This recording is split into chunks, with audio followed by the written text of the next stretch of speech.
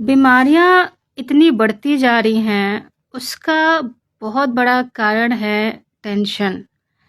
मन में बहुत सारी बातों को रखना, बातें बाहर किसी से शेयर नहीं करना। कोई ऐसा हमें मिलता ही नहीं कि किसी से हम अपनी बातें शेयर कर पाएँ।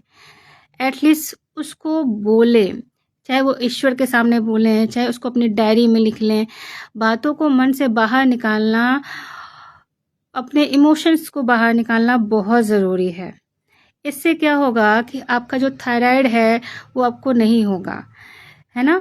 और बैक पेन की प्रॉब्लम नहीं होगी। बहुत ज़्यादा जिनको इमोशनल जो होते हैं उनको बैक की प्रॉब्लम स्टार्ट हो जाती है। पेन शुरू हो जाता है बैक पेन में, है ना? रीढ़ की हड्डी में। एंड आपका ब्लड प्रेशर बढ़ जाता है, आपका कोलेस्ट्रॉल बढ़ जाता है। ये बहुत सारी और भी बहुत सारी प्रॉब्लम्स हो जाती हैं। चेहरे पे चमक नहीं रहती, झुर्रियाँ पड़ जाती हैं, आप पहले से ज़्यादा बूढ़े लगने लगते हैं, है ना? तो जो भी प्रॉब्लम है उसको शेयर करिए। ऐसे इंसान के साथ शेयर करिए जो किसी से बताए नहीं।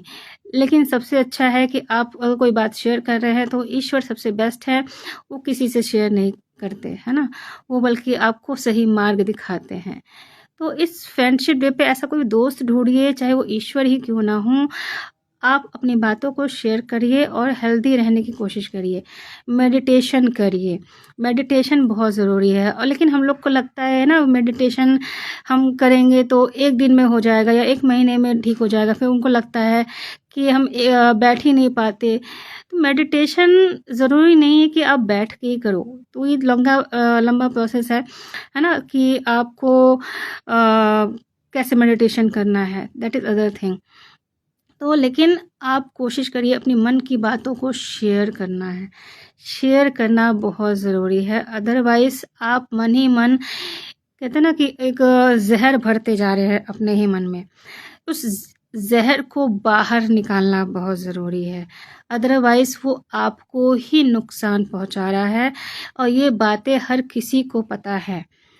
जानते हुए भी हम अपने आप को नुकसान पहुंचा रहे हैं।